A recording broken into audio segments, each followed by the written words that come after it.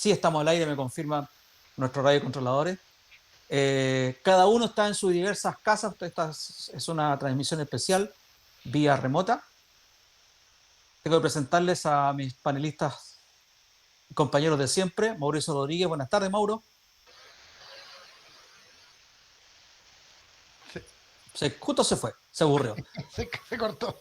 George, ¿cómo estás? Jorge Araya, el profesor Araya. Muchas gracias, don Luis Miguel, por invitarme, como siempre, todos los días lunes a las 18 horas, para que quede claro, ya al programa Sin Restricciones, a comentar la actualidad nacional, internacional, la historia y la cultura, aquí en la radio hoy. Pues muchas gracias. Ahí volvió Mauricio. Buenas tardes, Mauricio, ¿cómo estás? Buenas tardes, me caí interpretativamente. En el momento preciso. Problema de Oye, motricidad antes fina. de dar inicio al programa del día de hoy, vamos a hacer nuestra mención a quien hace posible que estemos presentes cada lunes y también durante todos los días del año a través de YouTube y otras plataformas, a Giver Producciones. Más de 20 años de experiencia entregándonos su excelencia en el sonido y en la organización de eventos, de capacitación, de celebración, de cualquier tipo de festejos. Ahí están los amigos de Giver Producciones, www.giver.cl. Hoy día tenemos un invitado especial que a lo mejor ya lo pueden estar viendo. Estoy hablando del señor Claudio Palma, destacado escritor de un libro que es un libro que termina siendo fascinante, que de a poco te va enganchando en cuanto a... te va profundizando en la lectura, llamado La maldad de los buenos, que tiene un tema que es muy, muy fascinante y que, como dije antes, nos deja muy entusiasmados y te invita a seguir leyendo, seguir leyéndolo hasta que terminas con el libro. Te damos la bienvenida, Claudio. Muy buenas tardes. Gracias por estar con nosotros conectados. Espero que, tal como nosotros, lo pases bien en esta conversación distendida, una conversación más que todo de amigos, y donde podamos mezclar el humor y también profundizar en el tema en el cual tú escribiste el libro, y en otros temas si tú quieres profundizar también, ningún problema. Ok, claro que sí. Muy encantado de estar aquí, de compartir, Luis Miguel, Jorge, Mauricio. Tenía harta expectativa en algún instante de poder compartir algún minuto de conversación o alguna instancia con esto que escuchaba, que era la radio de la fanaticada mundial. Me encantó el nombre, es muy provocador y claro, el mundo está como para fanatizarse por una serie de temas, entre los cuales está este del libro. Es uno más, como ustedes saben, en un momento en que parece que todo bulle todos los días en este mundo tan intenso que nos ha tocado como generación. Así que encantado de compartir, gracias por la invitación.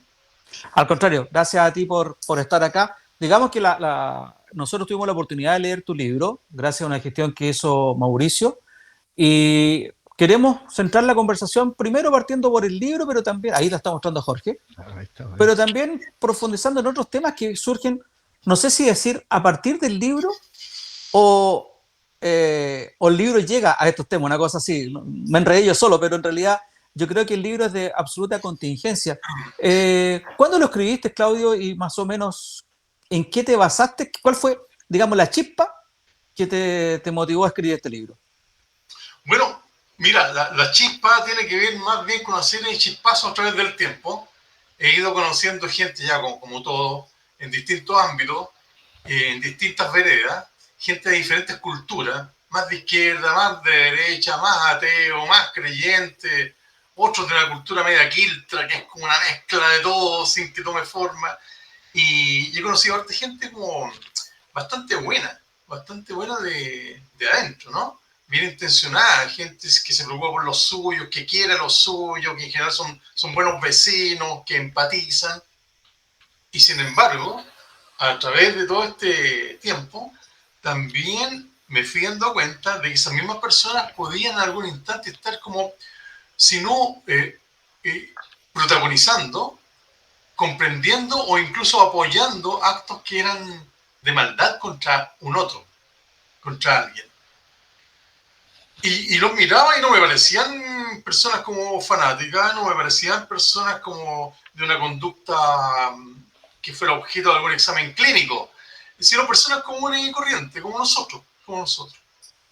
Y eso empezó a gatillar la inquietud. ¿Ah? veía que habían discursos cerrados, como por ejemplo, gente muy cercana que decía, pero yo por ningún motivo votaría jamás por alguien de derecha. Y en otro lado, tenía también colegas que dirían, oye, es que con gente de izquierda no voy ni a la esquina. Decía, conociendo un poco de ambos mundos y de otros mundos también, me llamaba mucho la atención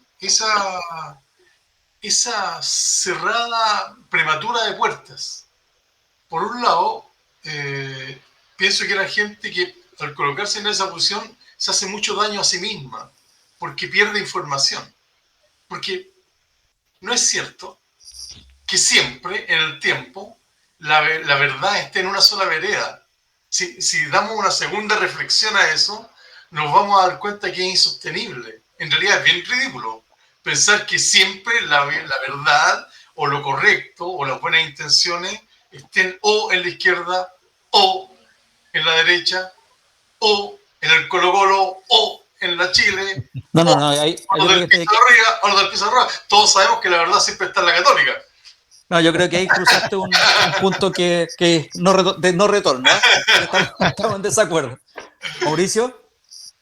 No, a propósito de la metáfora futbolística, yo me estaba quedando con la subbajada de título que dice Sociología de la epidemia mental de pensar en blanco y negro. Hay que despejar que no se trata de pensar en blanco y negro, o sea, en la sociedad anónima que dirige a Colo-Colo. Claro, tienes razón. No, yo quería primero decir que yo conozco, Claudio y yo nos conocemos desde que éramos jóvenes. Fuimos hace poco con discípulos en la Escuela de Sociología de la Universidad de Chile, en momentos en que estaba lleno de maldad por todas partes del país, pues, en los 80. Y hemos mantenido contacto con mayor y menor frecuencia, pero últimamente con más frecuencia, a partir de interesantes conversaciones que partieron de un encuentro casual, por la zona, por Algarrobo nos encontramos. Y en una de esas ocasiones, Claudio me regaló uno de los ejemplares que parece todavía eran previos al lanzamiento o a los lanzamientos ya oficiales. Entonces yo tuve ocasión de leer el libro, como lo poníamos en uno de los Instagram, de los mensajes de Instagram, antes del 18 de octubre del 2019. Y ahora, para este programa, lo releí. Y si bien me pareció un contenido espectacular, y una forma también espectacular de comunicar los contenidos, antes del 2019, el transcurso de estos 2 o 3 últimos años, en esta segunda lectura, me ha hecho que el libro me impacte más todavía.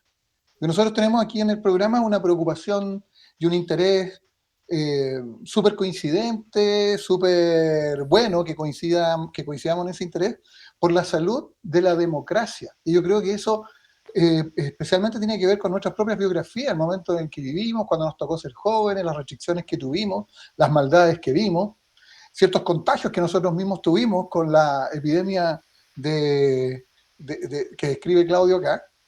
Y por lo tanto, visto en la retrospectiva más reciente de los últimos 2 o 3 años, ahora el libro a mí me parece que está a punto de volverse imprescindible, siendo ahora ya mismo fundamental producto de los planteamientos que tiene, de las tesis que desarrolla, respecto de esta idea del pensamiento cerrado que puede poseer a cualquiera de nosotros independientemente de nuestras intenciones. El pensamiento cerrado, el pensamiento autoritario, el pensamiento negador de las relaciones con el otro, de la diversidad, y las consecuencias que eso también ha tenido a lo largo de la historia, como una epidemia recurrente, que es lo que describe Claudio aquí. Entonces yo quería invitar a Claudio a que nos cuente un poco acerca de una breve relación de las principales ideas fuerza que cualquier persona podría encontrar en tu libro, porque como lo hemos comentado a lo largo de la semana en nuestras redes, hay bastante interés, suscita bastante interés, porque creo que el tema de la convivencia está si bien conflictuada la convivencia, también hay bastante interés de la gente por encontrar claves para mantener una buena convivencia.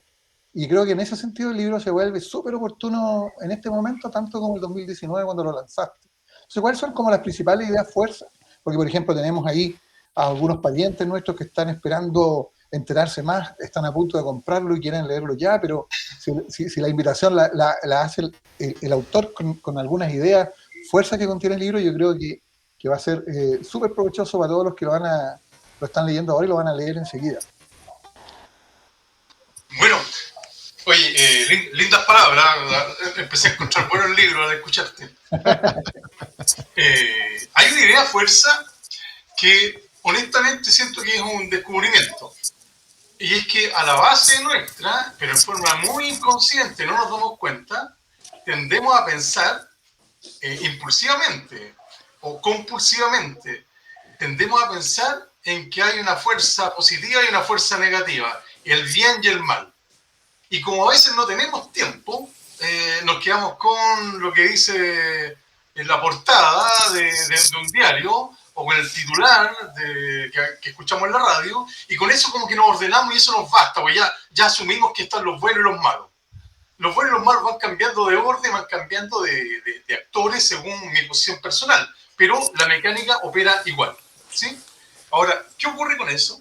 Ocurre que si yo asumo que en temas importantes, pero importantes como por ejemplo cómo organizamos la República, en temas importantes como cómo pensamos el futuro del país, cómo pensamos el futuro de la educación de nuestros niños y de los hijos de nuestros niños, etc. Si en ese tipo de temas nosotros tendemos a pensar en blanco y negro, nos vamos a resbalar, porque estamos pensando de un modo que no tiene realmente el reflejo de la realidad. En la realidad nosotros, además de tener el espacio físico, vivimos en el tiempo. Cada vez, esto es una cuestión filosófica, cada vez que se nos olvida que vivimos en el tiempo, empezamos a decir tonterías. Cada vez que encontramos una receta que sirve para todos, en cualquier lugar, en cualquier parte del planeta y en cualquier momento del tiempo, empezamos a decir tonterías. Ahora, decirlo es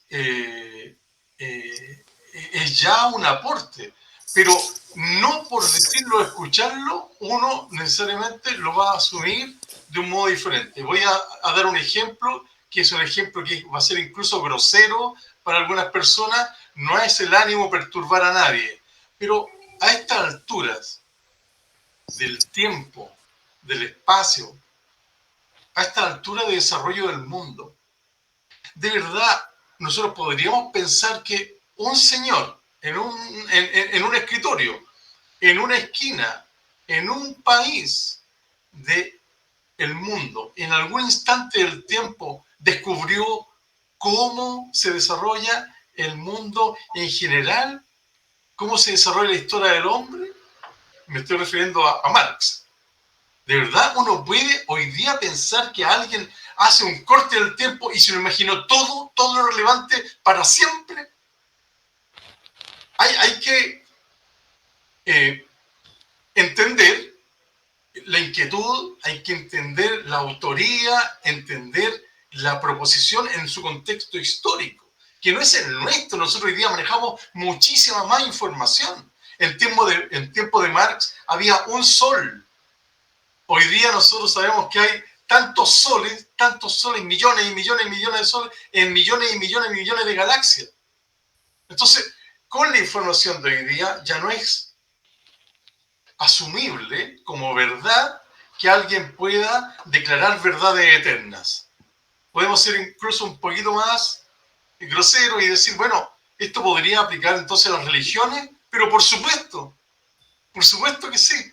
Alguna vez fue socialmente necesario para contener y para conducir que alguien inventara, y hubo personas que se juntaron a hacer esa pega, que inventaran verdades míticas que nadie daba por cierto, pero donde había que fundar un tronco lleno de historias que iban a ser las historias que iban a vertebrar la vida de las personas de las generaciones futuras. Esa es una pega que había que hacer. Es el rol de los héroes, es el rol de los grandes monumentos, creaciones que tienen un poco de verdad, un poco de interpretación y harto de mito, pero que son necesarias. Bueno, el tema es que si nosotros hoy día seguimos viendo el mundo de nuestra cotidianidad, del día a día, del día lunes 29 de mayo de 2023, como un mundo donde hay buenos y malos, vamos a cometer un segundo error, además de la mirada inicial.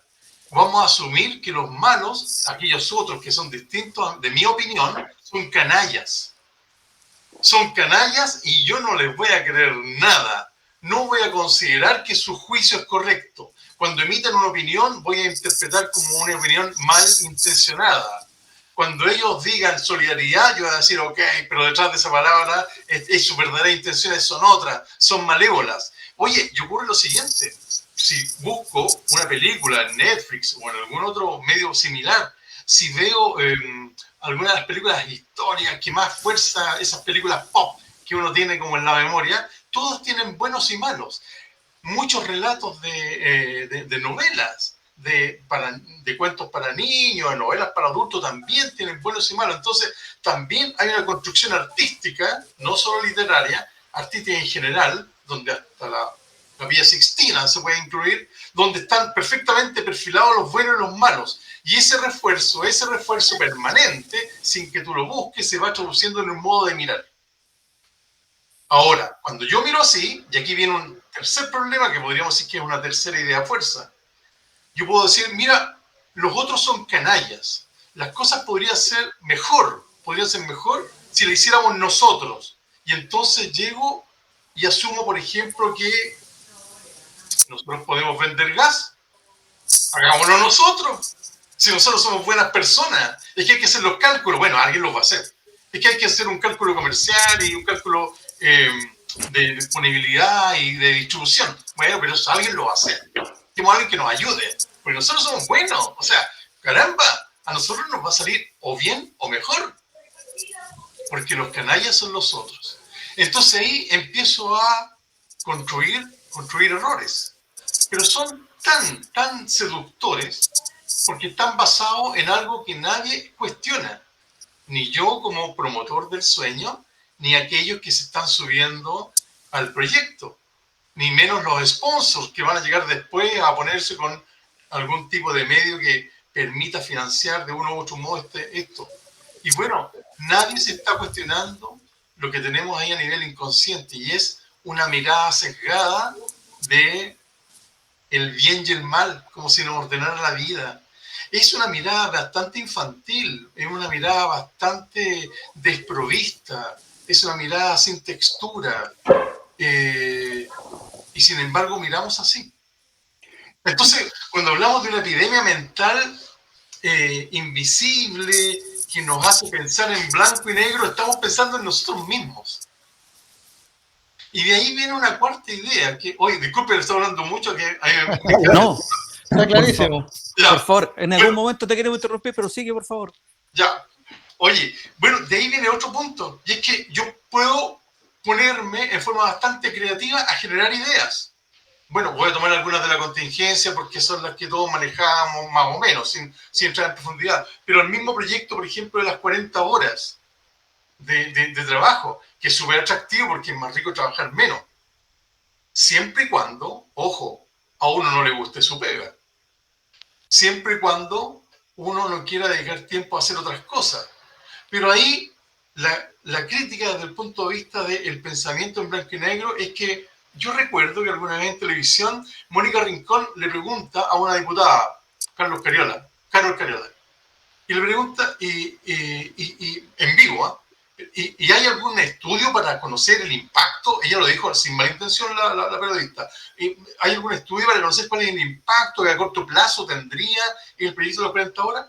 Y ahí la diputada, da lo mismo el nombre, lo que importa es el hecho, ¿no? Para no personificar. Pero la diputada, que era en parte autora de este proyecto, dice, bueno, si tú me preguntas si tenemos un estudio propiamente tal, bueno, todavía no, pero ya se está haciendo. Es decir, el proyecto está preconcebido, porque somos buenos nosotros, ya está preconcebido, y después otros que calculen y que nos ayuden. Bueno, de nuevo, ahí estamos chapoteando en el pensamiento en blanco y negro. Porque no es cierto que porque lo hacemos nosotros lo vamos a hacer bien. Puede que sea verdad que el piloto del avión sea un canalla. Sí, puede ser. Pero por favor, no vamos a ir nosotros a manejar el avión. Puede que el cirujano sea un canalla, con prontuario, pero no por eso nosotros vamos a tomar el bisturí. Y ahí nos engaña el cerebro. Nos engaña el cerebro que está ya acostumbrado como un músculo a discriminar entre los buenos y los malos y luego actuar. Yo tengo una pregunta. Una pregunta que puede ser de interés para las personas que nos escuchan. Imagino, esta forma de pensar, claro, nosotros la podemos reconocer en la vida cotidiana, también a lo largo de la historia. Ha tenido consecuencias gravísimas como las que tú describes en tu libro. Ha sido la forma de pensar que está a la base de la posibilidad de que existiera algo como el nazismo o los estados totalitarios de los socialismos reales o las dictaduras latinoamericanas, etcétera. Pero esta forma de pensar es la propia de un cerebro que ha sido históricamente entrenado, el pensamiento cerrado, este pensamiento en blanco y negro.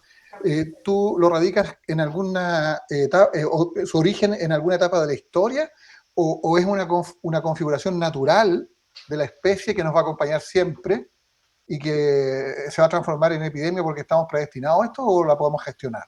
¿Tiene un origen histórico el pensamiento? ¿Se ha ido instalando en nosotros como cultura y por eso de vez en cuando reaparece en ciertas circunstancias? ¿Cómo lo tratas en el libro?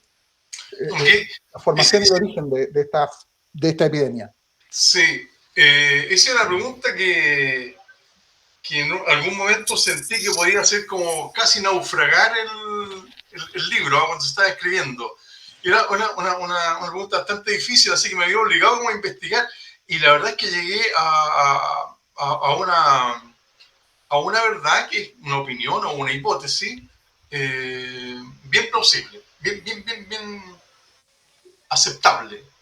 Y es la siguiente: si uno viaja a la Toscana, por ejemplo, Italia, la mitad de Italia, y busca hacia atrás en el tiempo, se va a encontrar con que algunos pueblos hacían unas fiestas que no eran unas bacanales, eran simplemente unas fiestas de la comunidad.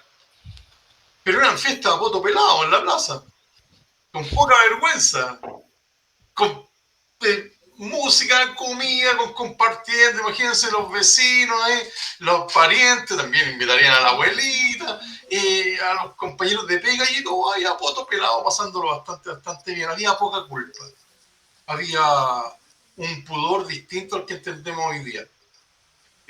Señalo esto porque incluso la sexualidad se aprende, incluso la forma en que nos conectamos con Dios se aprende. Bueno, y en este caso del pensamiento en blanco y negro, ocurre que históricamente hay durante mucho tiempo muchas religiones, que son desde las religiones primitivas, donde hay varios dioses. Entonces hay como un dios del aceite, así, tal cual, un montón de dioses súper especialistas. Vino, un dios del vino, un dios de la comida, del pescado, del aire, del árbol, etcétera, etcétera, etcétera. Entonces, cuando a ti te pasa algo malo, uno mira esta galería de dioses que son decenas y decenas y decenas y más de los que las mismas personas en ese instante pueden conocer. Y uno dice, bueno, le habré caído mal a algún dios, pero no a todos. Entonces, bueno, por si acá, ya que viene el tiempo de la cosecha, vamos a hacer algunos sacrificios, algunas fiestas, y vamos a hacer vía ofrenda la posibilidad de ganarnos la simpatía de los dioses y decir, ya, ok, ya pasó, ya, vamos adelante, demos vuelta a la página. Y eso ocurre de esa manera hasta que, por una imposición histórica, que da para otra conversación, empieza a instalarse en una lucha intelectual, pero también en una lucha física, con espada, a cuchillazo, se empiezan a instalar las religiones monoteístas. Y todo ese abanico de dioses son reemplazados en forma seductora o con el sable en la garganta, son reemplazados por un solo dios. Eso es bastante bueno para quienes impulsan ese modo de ver las cosas, porque si acto seguido tú dices, bueno, hay un solo Dios y yo soy el representante, te va a ir muy bien en la vida. Y eso es lo que se hace en distintas vertientes. Claudio. Y eso genera, disculpa, llego al punto, genera, Luis Miguel, una pregunta que queda sin solución. Y decir, oye, ok, pero ¿y si hay un solo Dios? ¿Por qué hay tanta maldad? ¿Y por qué hay terremotos? ¿Y por qué se sale el mar? ¿Y por qué se mueren los niños? Etcétera. ¿Por qué? Y ahí es donde viene el argumento desde el monoteísmo que le dice, hay maldad porque hay una fuerza oscura, negativa, que es la maldad. Y ahí se instala el concepto del mal contra el bien. Entonces, ese es el instante histórico donde nosotros, hasta hoy día, vemos que vamos siendo herederos de un modo en que se nos enseña desde chiquitito a defendernos del mal. Nadie nos explica por qué existe, por qué lo vamos a asumir así. Simplemente se da por hecho. Disculpa, eso lo va a contestar Luis Miguel. Es que justamente te quería preguntar primero, haciendo uso del bien y del mal, ¿seríamos muy malos si te invitáramos para el segundo bloque? No sé qué vamos a hablar ahí, pero... Es que el tema da para mucho y se nos va el primer bloque, tenemos que irnos a una pausa comercial, pero como queremos seguir conversando, quiero saber si te puedes quedar el segundo bloque. Hay gente que está opinando por las redes. Encantado. Ya, yo me voy a ir ahora al segundo bloque, pero te voy a dejar puesta una pregunta. En el libro se habla, y todo lo que tú te has dicho también, que en el fondo estamos identificando el mal en el otro, en la vereda opuesta. Somos todos bien intencionados porque el otro es el malo. Y así surge la dictadura, surge la ideología y todo lo que tú has mencionado. Pero ¿tenemos también algún perverso en sí mismo? O sea, que nosotros seamos malos. Eso te quiero preguntar, a ver cómo divagas respecto a eso. Nos vamos entonces a la primera pausa, gracias a Gibert, 20 años de experiencia en capacitaciones, eventos musicales, eventos básicamente sonidistas. Gibert, producciones www.gibert.cl para su capacitación de la empresa o para su festejo también de la empresa. No duden en contactar a los muchachos de Gibert. Vamos a una pausa y volvemos en breve. Ya estamos de vuelta, ¿no? Estamos al aire. Tenemos algunos problemas, parece, con el radio operador. Parece que se fue a Brasil con el presidente. Ahora volvimos, parece. Démosle nomás, pues, don Mauricio, mientras Luis Miguel se vuelve con nosotros. Luis Miguel le había dejado hecho una pregunta a nuestro entrevistado, y tú tienes otra también. Así que partamos con la de Luis Miguel, porque Sí, ya retomemos la de Luis Miguel, que era si había, si no me equivoco, si había algún malo o bueno intrínseco. Claro. Lo que hay es una especie de sillón donde se sienta el malo y sillón donde se sienta el bueno. Eso opera, y nosotros, en la medida en que vamos tomando conciencia de nuestras conductas, de nuestros discursos, de lo que decimos, de los prejuicios que nosotros le instalamos a otros, por ejemplo, a los niños. Si nos vamos dando cuenta de eso y vamos haciendo una pega muy, muy, muy consciente en ese sentido, puede que vayamos reduciendo el espacio del malo hasta que en nuestra mente no se pueda sentar o se pueda sentar menos veces, ¿sí?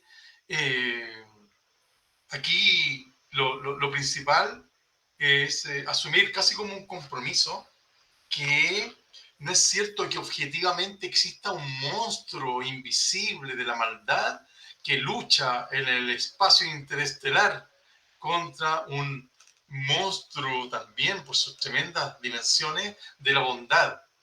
Esas son construcciones nuestras, son inventos nuestros, de nuestro cerebro que hemos ido aceptando de generaciones anteriores y que, bueno, las vamos adornando. Star Wars está lleno de buenos y malos, y eso nos calza bien, nos reconocemos, uno rápidamente como que toma partido, y es más, en lo personal declaro, ay, me gusta cuando matan a los malos, me gusta cuando los malos sufren, cuando los persiguen y, por así decirlo, prueban un poco lo que se siente estar en estado de pánico y perseguido. Me gusta cuando ganan los buenos. Me gustan las películas épicas. Pero esa no es la verdad. Esas son creaciones. Si yo salgo a buscar gente impregnada de maldad de ese modo en mi vecindario, en mi lugar de trabajo, donde yo he estudiado, aprendido algo en la vida, probablemente no encuentre gente así. No existe gente así. Lo que sí existe son historias distintas y puntos de vista distintos y por lo tanto verdades diferentes a la mía. Cuando yo lo asumo así, estoy suponiendo que no hay nadie que sea naturalmente malo y yo tampoco. Lo que sí es que pueden tener distintas experiencias, distintas verdades y por lo tanto se hace necesario compartir esos distintos puntos de vista, como si fuera un ágora, que solo existe en la medida en que hay opiniones distintas, porque si todos pensamos lo mismo, ya somos parte de un club o de un partido político o de una religión. El desafío es conversar con otro que piense y crea en cosas distintas a la mía. Cuando llego a ese punto, yo diría que estoy en un plano como de mayor bondad, más preparado para defender la democracia. En definitiva, la democracia nunca se ha nutrido, nunca pretendió que se nutriera de un pensamiento único. Si uno mira en la historia reciente del siglo XX, es que hay tres experiencias que son muy ridículas en el sentido que históricamente, a pesar de que hay más información, viene un partido político, se desarrolla, se impone por las buenas y por las malas sobre los otros. Luego ese partido político se las arregla para hacerse del poder, se instala, reemplaza cualquier otra forma de convivencia por el gobierno de un partido único y luego gobierna. Y uno podría decir, bueno, pero eso es comunista. Sí, es comunista, pero también es fascista y también es nazista. O sea, tres partidos tan distintos como el partido fascista en Italia, el partido nazi en Alemania, el partido comunista en la Unión Soviética, van en algún momento a, como partido, empezar a gobernar un país completo. Y con pretensiones de ir más allá, los tres. Porque volvemos al tema inicial. Si en tu cerebro tú piensas que de verdad la vida completa de la humanidad está ordenada en términos de buenos y malos, de blancos y negros, y tú asumes que tú eres la bondad, bueno, tú vas a decir que con tu grupo de amigos tú puedes hacer un mejor país que el que va a resultar si es que se apuesta por construir una convivencia donde haya muchas iniciativas privadas dispersas. No, mejor todo bien centralizado, bien bajo el brazo nuestro y nosotros resolvemos. Y eso se piensa, si uno puede pensar que es una locura, pero se piensa así. Tú nombraste tres experiencias históricas bien concretas: la Italia fascista, la Alemania nazi y la Unión de Repúblicas Socialistas Soviéticas, todas más o menos contemporáneas, todas metidas en el gran conflicto de la Segunda Guerra Mundial. A todos nos suena, las hemos estudiado más rigurosamente en la historia, la hemos visto retratada de distintas perspectivas en el cine, etc. Pero hacen referencia a movimientos políticos, regímenes y estados totalitarios que en su momento tuvieron un gran respaldo masivo de sus poblaciones. Entonces, lo que yo te quería comentar es qué pasa con esas masas en esas circunstancias, cómo opera en las masas el pensamiento cerrado del que estamos hablando para que esos regímenes puedan surgir, sostenerse y tener adhesiones fanáticas, digamos, en forma masiva. ¿Qué pasa con las personas? Ahí está lo que tú en el libro llamas la transformación de las personas buenas en corderos, que son seguidores de una idea, de un líder carismático, que es casi religioso. Y ahí, claro, evidentemente ahí, si miramos las estéticas, las declaraciones, las cosas que pasaban, se parecen bastante de lo que ocurría en la política con lo que ocurría en los momentos más fanáticos de las expresiones religiosas y otras. Bueno, eso que está muy, muy expresado, como tú dices, Mauricio, en esos pasajes históricos lamentables, los tres, tremendamente lamentables por el sufrimiento que provocaron. Existe hoy día también aquí. Es curioso, pero muchas veces es más fácil ver el fanatismo de otro que el propio. Obvio, si uno viera el propio, renunciaría inmediatamente. Entonces, uno no se da cuenta, pero uno puede ser muy fanático y uno puede estar en una posición de cordero. Yo diría que hay como tres síntomas para tener cuidado y Y lo sugiero como 3 síntomas a mirar. Lo primero, reemplazar el acto de la reflexión por el creer en alguien, el creer en alguien que es tan humano como uno, ¿ah? Que camina por la vereda como uno, que come, que bebe, que duerme, pero de pronto hay algo en la relación que hace que muchas personas empiecen a creer en otro. O sea, creer es un acto de fe. Yo puedo creer en Dios, puedo creer en un semidios, puedo creer en algún héroe fundador, ¿ah? Pero ¿cómo voy a creer en otra persona? Es más, en algunos casos, esa persona en la cual yo creo, me la arreglo para tomar por ahí, rescatar o conseguir una foto y la puedo poner incluso en alguna habitación de mi casa. Así como un homenaje, como un homenaje, así, ¿ah? Es más, a veces se utiliza políticamente y hay grandes gigantografías con un rostro conocido, importante. Bueno, el Cordero cree. El Cordero renuncia a la reflexión porque en algún momento como que se le hizo económicamente más fácil creer. Él en algún momento sintió que, bueno, yo puedo llegar a entender algo, pero no completamente. Mejor, si tengo dudas, le pregunto a alguien del Comité Central, o le pregunto a alguien que sepa más, o a alguien que es más antiguo en el partido, o a alguien que es más antiguo en esta tradición religiosa. Bueno, yo opto por creer, me dejo llevar. En ese instante pierdo libertad, pierdo el juicio de la reflexión activa y bueno, quiero entregando la llave de mi felicidad, incluso de la llave de felicidad de mi familia, a otras personas, a un líder carismático habitualmente. Pero hay otro punto más, que es un segundo síntoma, además de creer. Cuando yo creo firmemente en esa causa abstracta o en ese líder, voy a aceptarlo todo, incluso la mentira. Aunque me dé cuenta que es mentira. Aunque me dé cuenta, y por ejemplo, voy a citar un tema que espero que no sea escabroso, pero cuando alguien dice, oye, están torturando en Plaza Baquedano. Bueno, hay gente que seguramente lo creyó, pero también hay otra gente, lo sabemos, ya hemos hablado hace años de eso, que tenía la duda y optó por creerlo, porque era funcional a algo que sentía que era una causa mayor. Cuando alguien dice, mira, es cierto, hay detenidos desaparecidos, pero también es cierto que se están matando entre ellos. Bueno, hay gente que lo cree de verdad, pero hay otros que dicen, oh, entre creer y no creer, creer.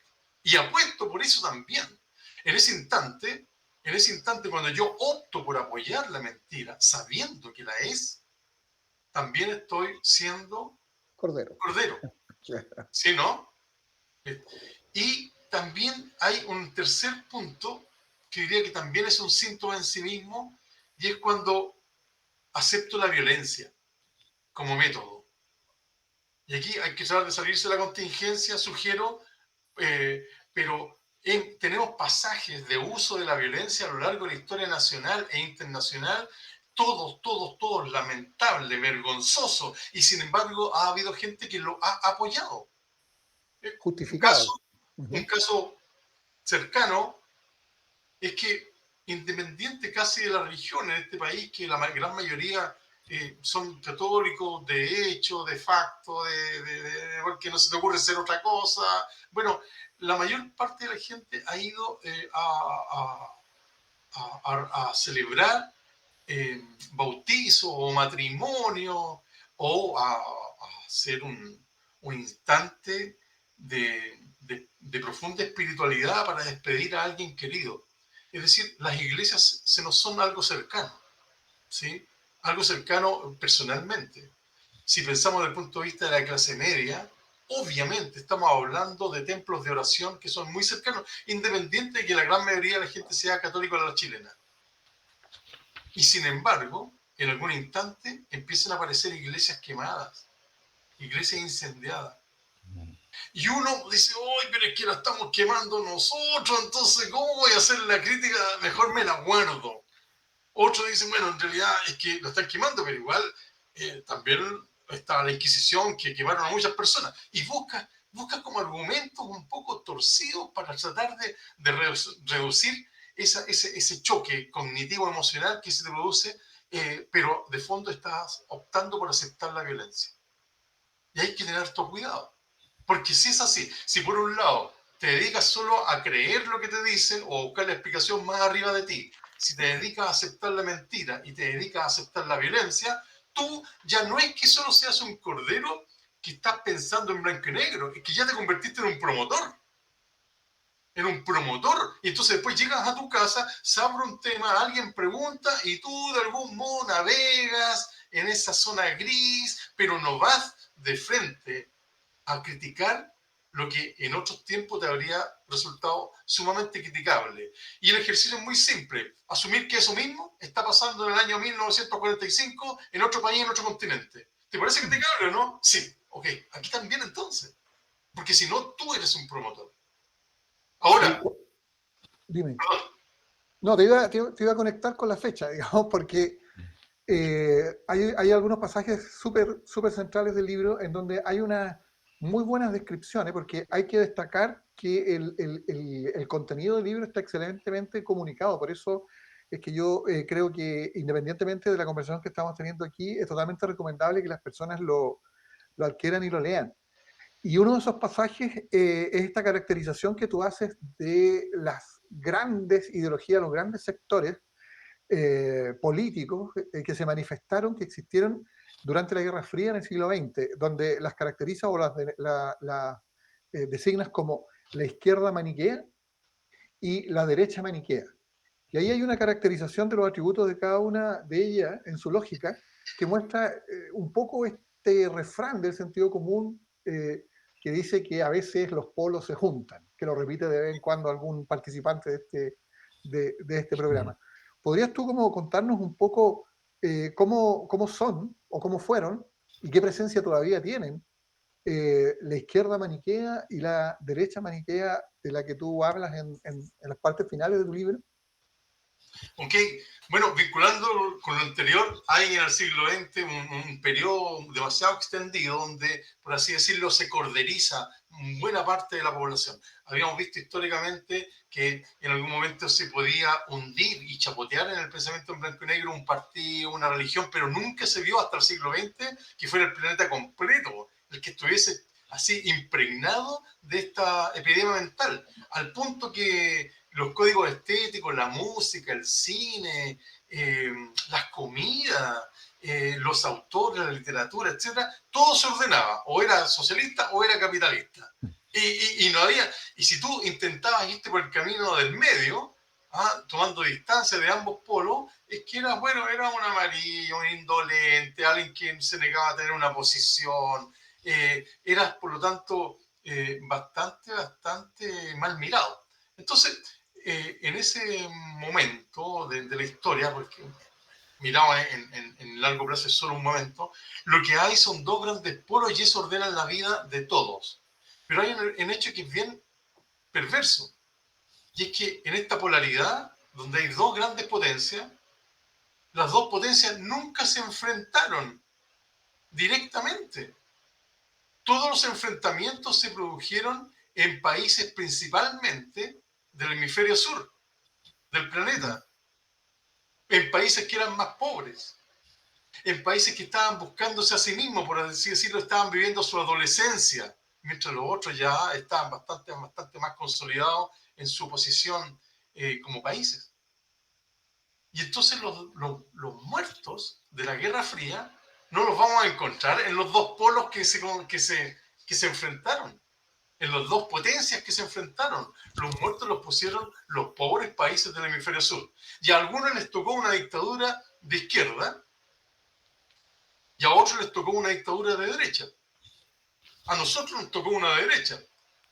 Pero, por ejemplo, en Rumania tuvieron una dictadura de izquierda. Y las situaciones podremos pensar que eran las mismas.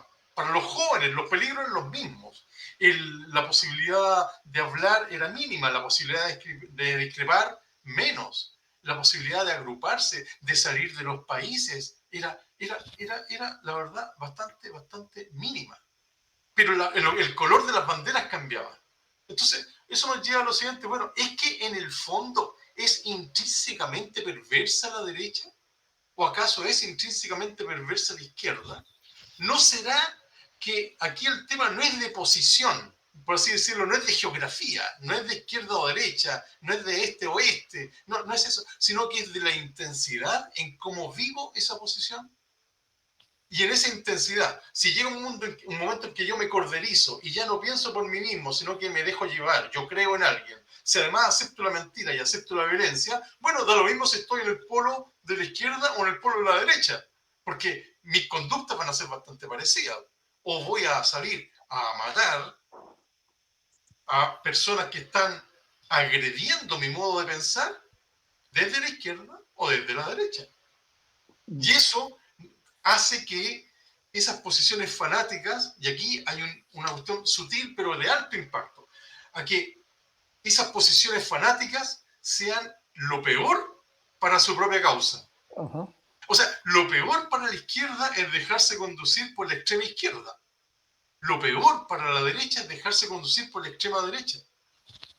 Y no es que sea un juicio intencionado, así como para sacarlos del naipe. No, es que te van a provocar un daño extremo y van a reemplazar probablemente a esas capas intelectuales o artísticas por otra gente que de arte y de intelectualidad va a tener harto poco y que va a conducir al despeñadero.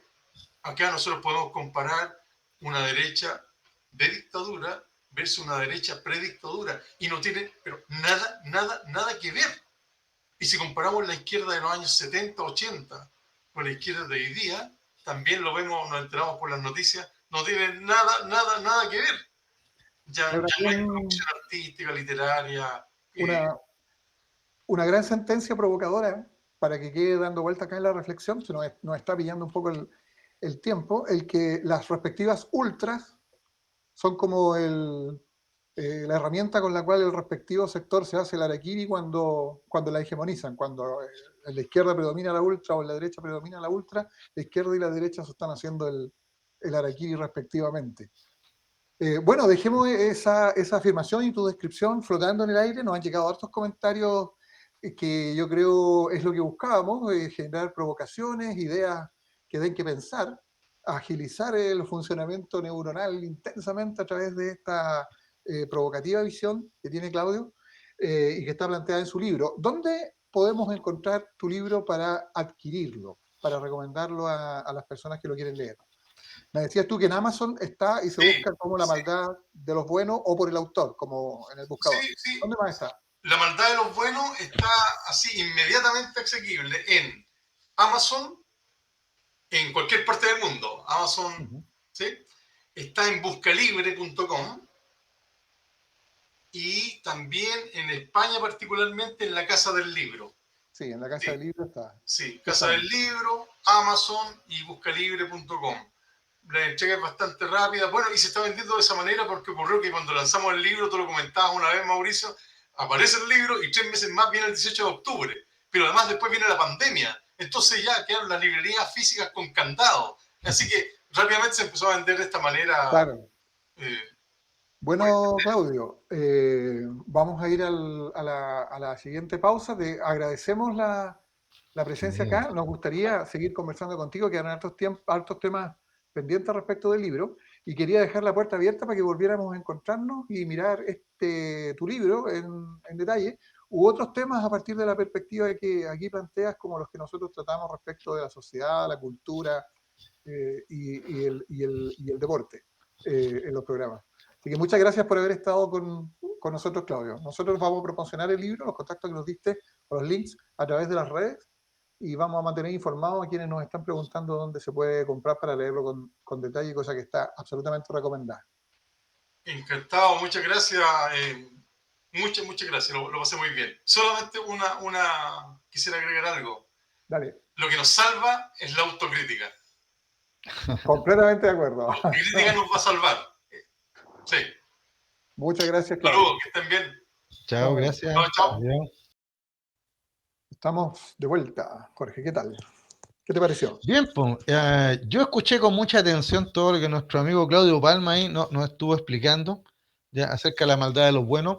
Yo creo que las personas que nos escucharon le quedaron muchas ganas de leer este libro, así que al final del programa, ¿no es cierto?, nos tomamos unos minutitos para hacer el sorteo, porque la gente, no le contamos, estábamos un poquito, digamos, Absortos. absortos, claro, con el tema, no le contamos que hay sorteo hoy día, y este es el libro que se van a ganar, pues, ¿ya? Así que está crudito, nuevito, está para que usted lo lea, ya, y descubra si es Cordero. Yo no soy Cordero, soy Aries, que es parecido. Es porque es un carnero, pero bueno, ¿ya? Pero a lo mejor es muy cercana a la referencia y a lo mejor estoy maniqueo. O sea, ahora Claudio me dejó pensando en todas esas cosas, pues, ¿qué quiere que le diga? Pero lo único que tengo claro, don Mauricio, es que no podríamos haber hecho este programa sino gracias a Giver Producciones y Sistemas de Sonidos. Pues acá tengo que desde hace más de 20 años las mejores experiencias visuales, auditivas, educativas, sonoras y culturales de Chile son los eventos que realiza Giver Producciones, una productora chilena de calidad internacional, experiencia, tecnología y los mejores profesionales al servicio de los sentidos humanos. Gracias, Giver, por acompañarnos hoy día en otro programa más de Sin Restricciones. Usted, don Mauricio, tiene opiniones de la audiencia. Cuéntenos, ¿qué han Sí, escrito? primero que nada quisiera yo contarles a ustedes y a ti, Jorge, que ayer estuvimos todos circulando por algunos eventos del fin de semana del Patrimonio Nacional.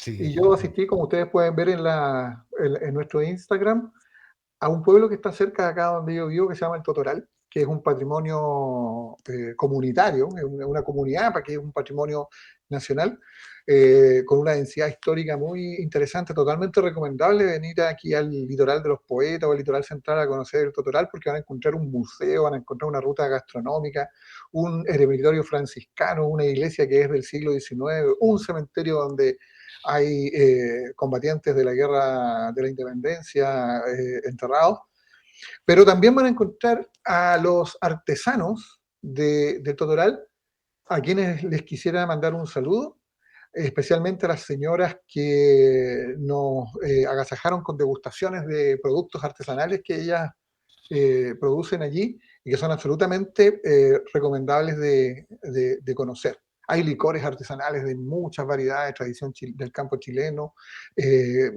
comida típica chilena, miel producida acá en la zona, etc.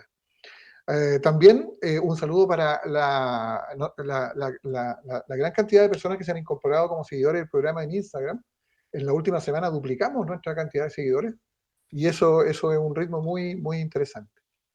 Y durante la conversación con Claudio estuvieron escribiéndonos algunas personas, entre esas nos dejaron una pregunta que voy a leer. Dice: en las décadas pasadas nuestro referente en cuanto a lo bueno y lo malo estaba sustentado por la religión católica, evangélica, con las monjas, curas presentes en la escuela, etcétera, barrios, poblaciones y también en nuestros hogares. Este referente hoy prácticamente ha desaparecido, pero esta religión sigue presente y es referente de vida para parte de la derecha y ultraderecha, y quizás lo veamos reflejado en parte en la nueva Constitución. La pregunta que deja es: ¿cuál sería hoy el referente para los otros sectores? Y los de izquierda, ¿en qué se basan y desde dónde se inspiran y sostienen para entender lo que está bueno o está malo para nuestra sociedad? Pensando también en lo que se viene en la nueva Constitución. ¿En qué cree, qué propone, qué sustenta la ideología, las convicciones, los planteamientos de la izquierda y de cara al nuevo proceso constituyente? ¿Qué pregunta más interesante que nosotros podemos ir abordando en lo que resta del programa, eventualmente, en próximos programas, y también amerita traer alguna persona invitada para conversar de este tema? ¿Qué le parece, don Jorge? Y me parece que bien, pues, porque como, mira, yo escuché, como siempre que tenemos invitados, yo prefiero escucharlo a ir cortándole, ¿no es cierto?, la participación, ¿ya? Pero evidentemente que lo que se plantea Claudio Palma en su libro La maldad de los buenos, ya dejó, ¿no es cierto?, a varias personas con comentarios. Yo también tengo un comentario acá. Dice acá: el maniqueísmo, el comentario es de Clara Araya, dice, el maniqueísmo es propio de la sociedad humana, fundamentalmente de quienes piensan de modo infantil. O es bueno o es malo, sin términos medios. Es una mirada extremista y poco asertiva del mundo. La gente buena puede hacer cosas que no son buenas cuando peligra su vida o la de, lo de sus seres queridos, pero eso no las transforma en malas. ¿ya? Solo accionan su mecanismo de sobrevivencia. Las personas malas actúan a sabiendas del daño que pueden provocar y no les interesa o incluso lo disfrutan. Es distinto actuar con dolo a actuar con pena, ¿no? Ahí se puso ya más jurídica. Así que ahí tenemos los comentarios de Clara Araya. Lo que ella señala me recordaba, mira, yo no quise señalarlo para no cortar lo interesante que estaba diciendo Claudio, ya un artículo que leí hace muchos años y lo comentábamos siempre en clase con los alumnos. Y el artículo se llamaba Sociabilidad e Insociabilidad. ¿Ya? Y básicamente lo que plantea el artículo era por qué a veces somos sociables y otras veces somos insociables. ¿Ya? Y tomaba dos autores, tomaba por un lado a Hobbes, ¿no es cierto? Y la percepción de que el ser humano, su naturaleza es violenta, egoísta, y por ende entonces necesita un gobierno autoritario que lo controle, ¿ya? Si no, es la guerra perpetua, la guerra de todos contra todos. ¿Ya? Y la otra mirada, la mirada sociable de que el ser humano es bueno por naturaleza, la sociedad lo corrompe, que no es cierto la típica frase, sana frase, pero idea que se le atribuye a Rousseau, ¿ya? Y al final terminaba con este documento con la mención de Emmanuel Kant, ¿no es cierto? Y su imperativo categórico, o sea, debemos ser buenos per se, siempre. ¿Te fijas? Entonces, claro, acá lo que hace Claudio, a mí me gustó porque es como una verdadera síntesis histórica, ¿ya? Acerca del maniqueísmo, ¿ya? De esta historia del bien y el mal, pasando por la religión, por la política, etcétera. ¿Te fijas? ¿Ya? Pero también está el tema, yo creo que, y eso es lo que falta, ¿ya? Falta realmente el tema filosófico, ¿ya? En términos de que las personas no manejan estos temas. Entonces, cuando Claudio decía, ¿cómo reconocer a un cordero? ¿Ya? La ignorancia, y por ahí lo dijo, es como lo clave, ¿ya? Y la mejor manera de no ser maniqueo, ¿ya? Es precisamente ilustrándose. O como dijo por ahí un caballero, dijo, si usted quiere, no sé, dejar de ser racista, viaje. Y si quiere dejar de ser fascista, lea. Pero citando por ahí a una de esas típicas frases. Pero básicamente yo creo que esto es un tema que podemos seguir retomando y de distintas perspectivas, de distintas miradas. Así, hoy día Claudio nos dio una perspectiva sociológica a partir de su libro, pero me acordé cuando invitamos los primeros programas a tu amiga psicóloga, sería bueno, hablamos de la felicidad con ella, me acuerdo, ¿ya? Incluso, ¿ya? ¿Y por qué no? Hasta un cura. Porque el tema religioso, claro, aquí Claudio le da duro a la parte religiosa, ya bien positivista en ese aspecto, pero evidentemente que las personas, sea religioso, sea político, en el fondo buscan comportarse de una manera que sea ética y moral. ¿Te fijas? Con lo que eso conlleva. Y tratar de orientar con eso sus vidas. ¿Te fijas? Así que por eso. ¿Hay más comentarios? Sí, tengo un comentario que plantea que, excepto las bases biológicas, las demás cosas que se han mencionado efectivamente son función de la educación y de la cultura. Bondad y maldad nacen de las experiencias naturales del ser humano primitivo, de las experiencias prácticas. No se lo achaquemos solo a la religión, sino que a muchas más circunstancias donde el ser humano se tiene que dar explicaciones para poder darle sentido a lo que le ocurre, a su experiencia. Intuyo que hay bueno y malo e intermedios personales, en comunidades se suman otros y en sociedades otros más. Y la religión pone su interpretación cuando aparece, que no sé en qué momento histórico exactamente. Esta de Juan, se la agradecemos, es una súper interesante opinión porque Juan es un científico. Y la anterior era de la psicóloga Ana María Rodríguez Concha, que las vamos anotando Juan, Ana María, a Clara para el sorteo que vamos a hacer de este libro más rato. De este libro, claro. Más. Oye, qué interesante. Dime. Lo que te iba a decir, como mencionaste al científico, me quedé con esa la noción. Qué interesante sería que desde el punto de vista biológico, neuronal incluso, ya alguien nos dijera si las personas son por naturaleza bondadosas o malvadas. Porque acuérdate, por ejemplo, en criminología se habla mucho de eso, de que el criminal nace o se hace. ¿Te fijas? Por ejemplo. ¿Ya? O podemos tener personas como señala aquí Claudio, ¿no es cierto?, que extremadamente bondadosas, ¿ya? Pero que igual de repente tienen su momento de furia. Y qué mejor que el mismo Jesucristo. ¿Acaso no echó a palos a los vendedores del templo porque le parecía que estaban ahí haciendo negocio en la casa de su padre? O sea que incluso hasta el más bondadoso tuvo de repente su momento de ira. ¿No? Pero bueno, dime. No, que antes de irte quería hacer un cambio de tema, que ojalá no sea muy brusco, pero creo que vale la pena que no dejemos de mencionar Algo que los auditores y los auditores en primera instancia pensarán, pero ¿qué tiene que ver con nosotros y qué tiene que ver con lo que venía conversando? Y tiene Y mucho. es que el día de ayer, usted sabe, hubo elecciones autonómicas, es decir, como lo que aquí serían regiones, Por regiones, claro. y municipales, eso sí corresponde a lo que son las comunas, los municipios, en España. ¿Ya? Y lo que pasó en España ayer es súper importante, no solo en ese país, sino que más allá de él, porque forma parte de una cierta tendencia general que se viene dando globalmente, y es que arrasó la derecha con un resultado mucho más intenso de lo que se esperaba, dejó cortas a las encuestas que se habían hecho antes de la elección, donde decían que probablemente va a ganar la derecha, pero ganó por mucho más de lo que se había proyectado. Perdieron los socialistas y la coalición de gobierno en casi todo el país, ¿no es cierto? 750.000 votos más sacó la derecha a nivel nacional, aunque se elegían autoridades locales. Perdieron los socialistas comunidades emblemáticas que eran históricamente su sustento, como Andalucía. Ganó con mayoría absoluta el Partido Popular, que vendría a ser lo que aquí es Chile Vamos, el PSOE, el Partido Socialista. Claro. Es la comunidad además más poblada de España. Arrasaron con mayoría absoluta en Madrid también.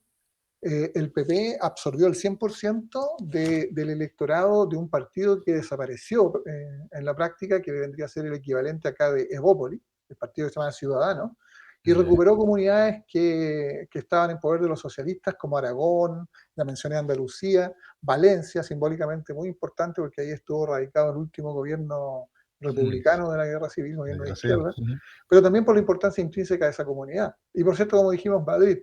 Y los partidos que están más a la izquierda del Partido Socialista Obrero Español, como Podemos y el nuevo movimiento Sumar, de una señora que se llama Yolanda Díaz, que probablemente va a ser bien importante en las iba a ser bien importante en las elecciones generales de diciembre, que esto es lo extraordinario, se adelantaron después de la derrota. El presidente Sánchez del PSOE hoy día en la mañana decidió, haciendo uso de sus facultades, adelantar las elecciones que iban a ser en diciembre para el 23 de julio. ¿No? Así de importante fue lo que pasó en España. ¿No es cierto? O sea, arrasa la derecha, se desploma la izquierda radical, pierden los socialistas, crece y se multiplica por 2 el apoyo de la extrema derecha, que está encarnado en el partido Vox, que sería el equivalente aquí a republicanos. De hecho, el líder de Vox, que es Abascal, amiguete, muy amiguete de José Antonio Cast. Hoy día debe ser un admirador de José Antonio Cast, porque el triunfo de Cast no es que se haya duplicado el Partido Republicano, sino que se multiplicó por N, avanzó mucho más rápido que lo que venía avanzando Vox, que creció muchísimo en esta elección en España. Entonces, allí también parece que se está inaugurando un nuevo ciclo político en donde la posta pareciera que se está yendo hacia la derecha, desde los sectores de centro-izquierda hacia los sectores de centro-derecha.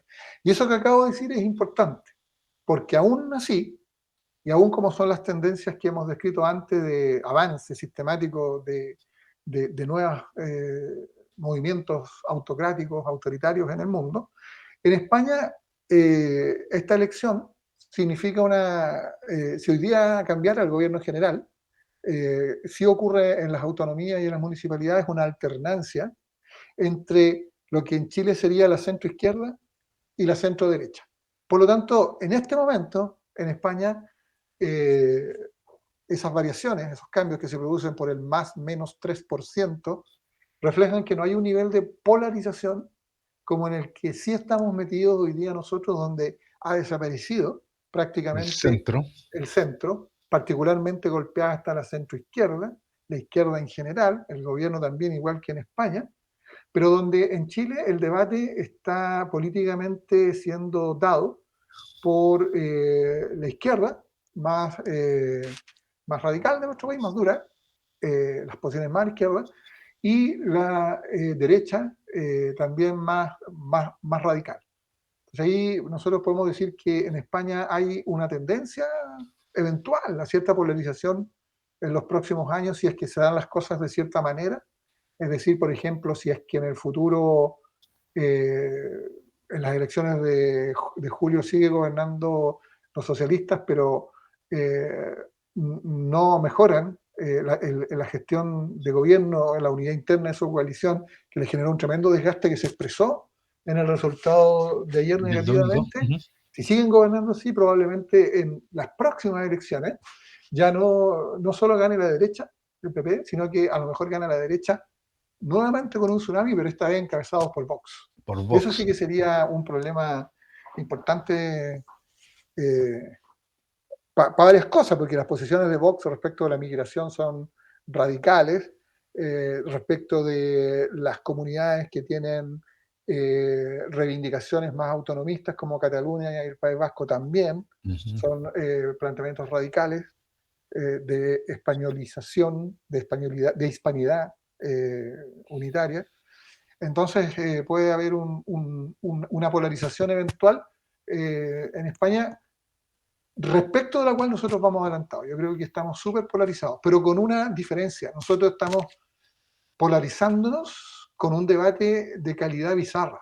O sea, estamos con una crispación penca, así como bien rasca. No sé si te has fijado lo que se discute, cómo está peleando el nivel al que está peleando internamente el PPD, los tropiezos que ha tenido comunicacionalmente el PPD desde hace un tiempo a esta parte, otras polémicas entre la oposición y el oficialismo que se dan en términos de verdades que no lo son, cuestiones bien rascas en el debate político nuestro. Entonces estamos polarizados, pero con una polarización donde el debate es cada vez de menor calidad. Entonces, no hay grandes ideas, claro. O sea, no hay grandes ideas, y esta polarización es directamente proporcional al empobrecimiento de los temas y de los contenidos que se discuten. Y eso que estamos en pleno proceso constituyente, ¿eh? Sí, pero como el proceso constituyente está radicado a nivel de expertos, la gente entonces puede dedicarse a la farándula. Si en el fondo pareciera que la política chilena, y en eso recordamos, ¿no es cierto?, a Pamela Giles, que ella anda por ahí pontificando de que ella ya, ¿no es cierto?, fue la primera que van a hablar de la farandulización de la política. Bueno, en eso le doy la razón a ella, pues tiene toda la razón.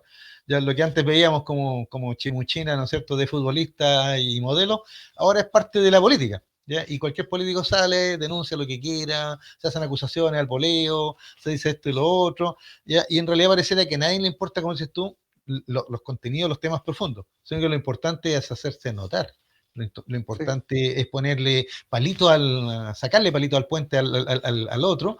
Y en realidad, mira, usando lo que como la gente se preguntara qué tiene que ver esto que estamos hablando ahora de España, Chile, con lo que hablábamos con Claudio hace un rato, con lo que tú le preguntabas a Claudio hace un rato, básicamente es eso, es una actitud maniquea y, como señalaba también aquí una auditora, infantil.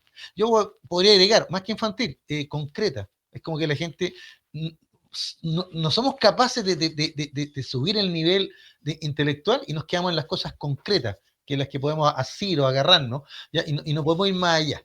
¿Se fija? Y eso tal vez se lo podríamos adjudicar, y aquí tengo que decir que como profe me da un poquito de lata a reconocerlo, ya que hace rato que la educación ha claudicado en este país y también a nivel mundial, y lo que más campea es la ignorancia, el miedo, y eso nos lleva al fanatismo. ¿Te fijas? Y ahí volvemos entonces a lo que señalaba Claudio al principio. Terminamos convirtiéndonos en lobos o en corderos.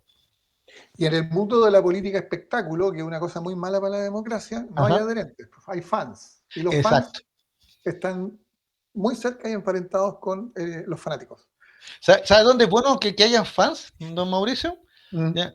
En cosas como por ejemplo la música, el fútbol, ¿no es cierto? O sea, pero una fanaticada saludable, como la de la radio hoy. ¿Y sabes por qué te llevo a la música? Porque con Luis Miguel, bueno, él fue el que me comunicó este deceso. Se murió la reina del rock. Mira cómo pasó de un tema a otro. Murió la reina del rock, Tina Turner. ¿Por qué la destacamos? ¿Ya? Porque esta cantante, ¿ya?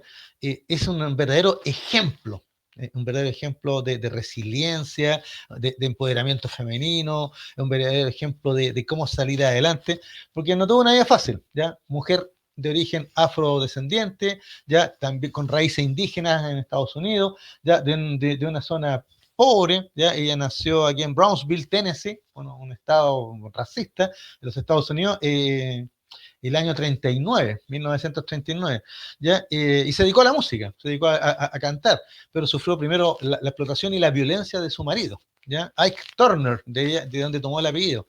Tanto así que después de años de abusos y maltrato, ella se divorcia de él, se separan, ¿ya? Y lo único que le pidió a ella fue mantener el nombre, Tina Turner, ¿ya? Porque ella originalmente se llamaba Anna Mae Bullock, ¿ya? Ese era su nombre real, pero su nombre artístico es Tina Turner.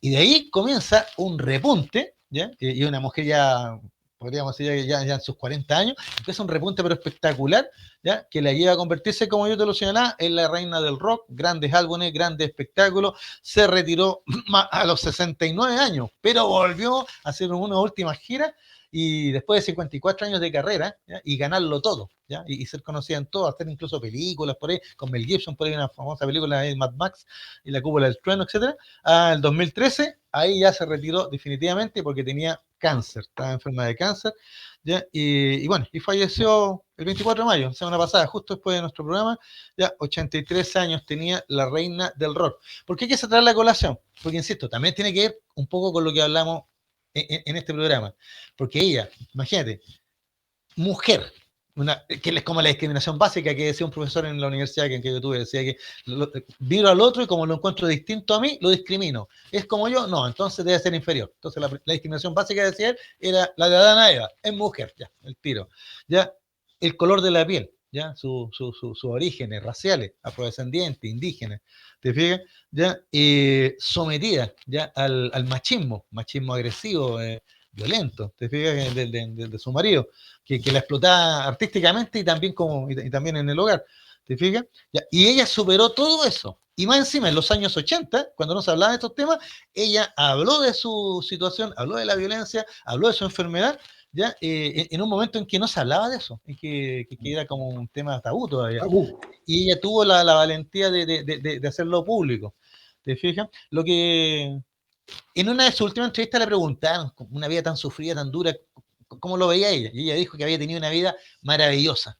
¿Te digo? O sea, y por eso que para mí no solo la reina del rock, es un gran referente por su optimismo, su fortaleza.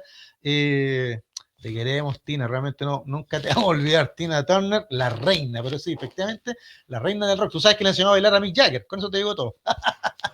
Así que, por ejemplo, y colaboraciones con grandes cantantes. Escucharla a ella es llenarse de energía. Y yo me quedo con el tema que ella que le dedicó a su segunda pareja, su segundo marido, ya que era más joven que ella, y sin embargo se portó espectacular, porque él le donó un riñón. Cuando ella ya estaba pensando incluso en la eutanasia, 2016, él le dijo no, le donó su riñón. ¿Te fijas? Y ahí entonces le permitió ya vivir hasta pocos días atrás. Así que gracias a doña Tina Turner, ya una mujer resiliente, luchadora, ya ella sí que no fue a Cordero, estamos claritos, ¿no es cierto? Que descanse en paz. Bueno, Sí. tenemos poquitos minutos Sí, y ¿te queda ahí algún comentario? no, queda hacer entrega del obsequio semanal. Nosotros Exacto, ya. ya tenemos como tradición regalar un Un libro. libro. Otros programas nos están copiando y están empezando a hacer lo mismo. Pero Qué yo bueno, creo que porque hoy día, entonces, mientras la gente más lea, menos ignorante, menos maniquea, pues. por lo tanto, como los libros hay que hacerlos circular, Ujú. nosotros disponemos de 3 ejemplares Ah, y hemos, bueno. y hemos tenido 3 excelentes comentarios, el de Ana María Rodríguez, Ya. el de Clara Araya Ajá. y el de nuestro amigo Juan, eh, Sí, Juan de Quilpué. de Por lo Quilpué. tanto, vamos a agradecerles su participación y sus comentarios, comprometiéndoles el envío de un ejemplar de La maldad de los buenos a cada uno de ellos. Cosa Tienen que que vamos a hacer. comunicarse con nosotros para que nos den sus direcciones para poder hacerles llegar el libro. Sí, tienen nuestro WhatsApp, así es que Perfecto. vamos a hacer entrega de 3 ejemplares, uno para cada uno de ellos. Oye, que estamos regalones hoy día, o sea, no hubo sorteo al final. No hubo sorteo por razones de tiempo, porque tenemos que decir que este programa nuevamente ha sido posible gracias a Giver Sistemas de Sonido, Exacto. Ujú. nuestro amigo que nos apoya incondicionalmente semana a semana, con su excelente marca que está asociada a la producción de eventos de alta calidad en todo Chile, en distintos ámbitos educativos, culturales, sociales, políticos, de mayor y menor tamaño y siempre de clase mundial por su equipo, tecnología y profesionalismo. Así que muchas gracias a Givert Producciones en www.givert.cl. Gracias, Givert, por acompañarnos una semana más aquí en Sin Restricciones. Ya llegamos al minuto final y se me hizo corto el programa, realmente muy entretenida el comentario ahí de Claudio Palma, La maldad de los buenos. Nuestros auditores felices porque no hubo competencia, todos se llevan el libro y de esa manera también aprovechamos de difundir y comentar. Y recuerden, este es un programa de conversación y que lo que queremos básicamente es eso, abrir temas y que la gente pueda comunicarse, comentar, opinar, porque de esa manera vamos creciendo. Disculpamos a Luis Miguel Ratamales, que por motivos laborales, como siempre haciendo Grande Chile, se tuvo que retirar prematuramente, ya, pero te agradezco, Mauricio, gran conducción del programa, hoy día, grandes temas, y nos encontramos el próximo lunes a las 18 horas, aquí siempre en la radio Hoy con Sin Restricciones. Nos vemos. Nos vemos. Afíliense a nuestro Instagram y mañana tenemos disponible la grabación del programa en YouTube. Exacto. Así que, adiós, nos vemos. Muchas gracias. Hasta luego.